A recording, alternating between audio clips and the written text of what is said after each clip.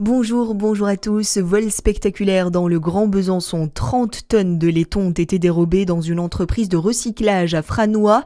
Les faits se sont déroulés dans la nuit de lundi à mardi, entre 2h30 et 4h30. Les auteurs auraient d'abord volé un camion à Chamondin et Vaud avant de l'utiliser pour emporter 2 bennes d'environ 15 tonnes chacune. Une enquête est en cours.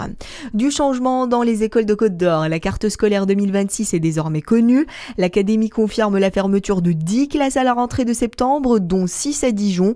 En parallèle, 14 ouvertures sont prévues. Ces ajustements tiennent compte de la baisse des effectifs, avec plus de 400 élèves en moins dans le département. Un dernier groupe de travail est prévu fin août. Un accueil repensé pour le public, mais aussi pour les agents. Le nouveau hall des finances publiques de Dole a été inauguré la semaine dernière, après 4 mois de travaux. Parmi les changements, la sécurité a été renforcée.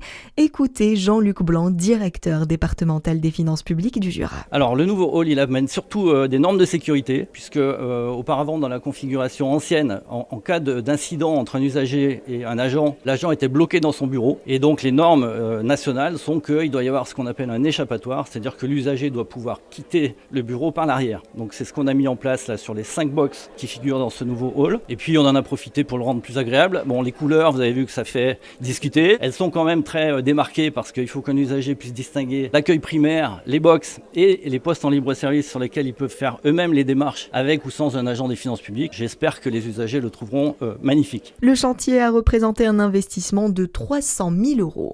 Dans l'actualité également, les recherches se poursuivent à Monaco pour tenter de retrouver le suspect principal de l'attaque d'hier soir. Un colis piégé a explosé vers 21h dans un immeuble résidentiel. Un peu avant l'explosion, un homme suspect a été aperçu sur les caméras de vidéosurveillance. Les autorités monégasques ont fait état de 3 blessés, un couple de 50-60 ans et un adolescent de 13 ans. Parmi les victimes se trouverait un oligarque ukrainien. La piste d'un attentat a été écartée à ce stade par la justice. C'est l'une des conséquences de la canicule de ces derniers jours. Les soldes d'été seront bien prolongés d'une semaine. C'est l'annonce ce matin du ministre du Commerce Serge Papin sur TF1. Il s'agit de compenser la faible fréquentation des magasins pendant les fortes chaleurs. La chasse aux bonnes affaires se terminera donc le 28 juillet au lieu du 21. Autre annonce économique, le taux du livret A va augmenter. C'est l'annonce ce matin sur BFM TV de Roland Lescure. Cette hausse devrait intervenir dès le mois d'août, d'après le ministre de l'économie. Une annonce qui intervient alors que l'inflation recule en France.